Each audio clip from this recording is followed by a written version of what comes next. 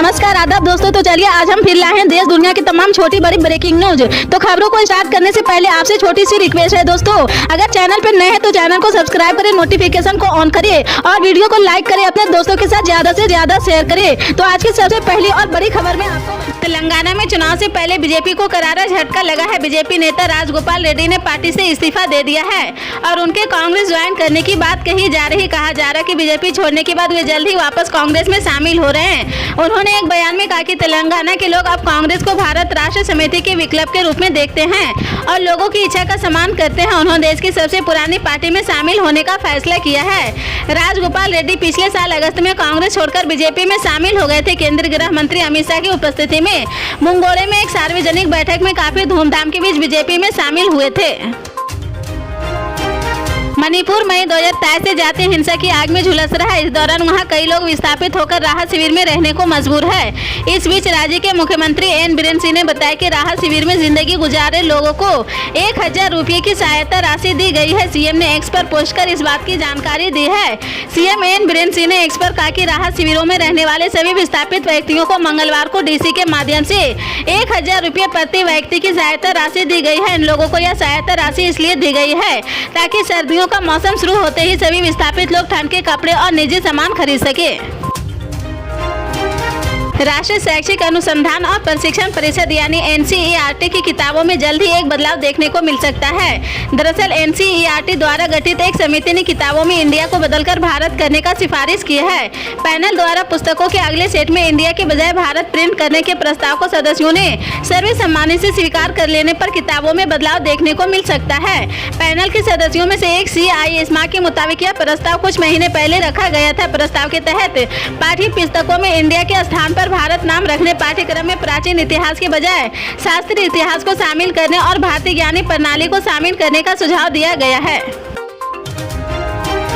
उत्तर प्रदेश के कानपुर में थैलीसीमिया के 14 बच्चों को संक्रमित खून चढ़ाने पर कांग्रेस के राष्ट्रीय अध्यक्ष मल्लिकार्जुन खड़गे ने राज्य की डबल इंजन सरकार पर निशाना साधा। कांग्रेस अध्यक्ष ने एक्स पर पोस्ट किया है, डबल इंजन सरकार ने हमारी स्वास्थ्य व्यवस्था को डबल बीमार कर दिया है। यूपी के कानपुर में एक सरकारी अस्पताल में थैलीसीमिया के 14 बच्चों को संक्रमित खून चढ़ा दिया गया है, जिससे इन बच्चों को HIV, एड्स और हेपेटाइटिस B जैसी चिकित्सक बीमारियां हो गई है। खड़गे ने कहा कि ये गंभीर लापरवाही शर्मनाक है। मासूम बच्चों को बीजेपी सरकार के इस अक्षम्य अपराध की सजा भुगतनी पड़ रही। मोदी जी कल हमें 10 संकल्प लेने की बड़ी बड़ी बातें सिखा रहे थे। क्या उन्होंने कभी अपने भाजपा सरकारों की रत्ती भर भी जवाबदेही तय नहीं की है? दिवाली से पहले सरकार ने किसानों को तोहफा देने का ऐलान किया है। बुधवार को हुई कैबिनेट की बैठक में किसानों के लिए फायदेमंद फैसले को मंजूरी दे दी गई है। केंद्रीय मंत्रिमंडल ने किसानों के हित को ध्यान में रखते हुए खास सब्सिडी को मंजूरी दे दी है। सरकार की तरफ से न्यूट्रिएंट बेस्ड फर्टिलाइजर सब्सिडी को मंजूरी दे दी है। इस बार के रबी सीजन के लिए यह मंजूरी दी गई है। इससे सरकार के ऊपर 2200 करोड़ रुपए का अतिरिक्त खर्च आएगा। राजस्थान के मुख्यमंत्री अशोक गहलोत ने बुधवार को कहा कि राज्य में कांग्रेस सरकार के सत्ता में वापस आने पर 1 करोड़ 5 लाख परिवारों को 500 रुपये में रसोई गैस सिलेंडर दिया जाएगा। परिवार की महिला मुखिया को प्रतिवर्ष 10,000 रुपये की सम्मान राशि दी जाएगी। मुख्यमंत्री अशोक गहलोत ने कांग्रेस नेता प्रियंका गांधी की मौजूदगी में झुंझुनू के अरड़वत्ता में जनसभा को संबोधित करते हुए यह घोषणा की है। अशोक गहलोत ने कहा कि हमारी सरकार आई तो 1 करोड़ 5 लाख परिवारों को 500 रुपये में रसोई गैस सिलेंडर मिलेगा। परिवार की महिला मुखिया को प्रतिवर्ष 10,000 रुपये की सम्मान राशि दी जाएगी। हमास इजरायल युद्ध के 20 दिन बीत जाने के बाद भी जंग रुकने का कोई आसार नहीं दिख रहा। बीते 7 अक्टूबर को हमास के लड़ाकों ने इजरायली क्षेत्र में हमला कर जमकर कहर बरपाया था। उस हमले में 1400 से ज्यादा लोगों की मौत हुई थी। इजरायल तभी से गाजा में हमास के ठिकानों को निशाना बना रहा। हमास स्वास्थ्य मंत्रालय की तरफ से दी गई जानकारी के अनुसार इजरायल के हमलों में अब तक 5800 से ज्यादा लोगों की मौत हो चुकी है। हालांकि इजरायल और फिलिस्तीन की लड़ाई कोई नहीं कर रही है। वर्षा से दोनों तरफ से हवाई हमले होते रहे, लेकिन यह बात और है कि इस तरह के हालत बहुत कम उत्पन्न हुए हैं। राष्ट्रीय शैक्षिक अनुसंधान संस्थान और प्रशिक्षण परिषद यानी NCERT पैनल ने किताबों में इंडिया नाम को बदलकर भारत रखने की सिफारिश की।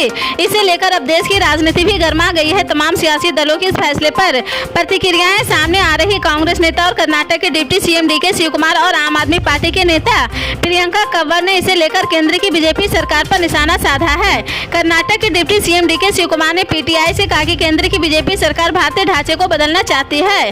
हम रिजर्व बैंक ऑफ इंडिया भारतीय प्रशासनिक सेवा क्यों कर रहे हैं? हमारे सभी पासपोर्ट में भारत गणराज्य लिखा है। यह सरकार कुछ गलत करना चाहती है। कौन कह रहा है कि हम भारतीय नहीं है? हमें गर्व है कि हम इंडियंस हैं। इसी तरह के पल पल के अपडेट जानने के लिए जुड़े रहे हमारे स्टार न्यूज के साथ। मिलते हैं अगली बड़ी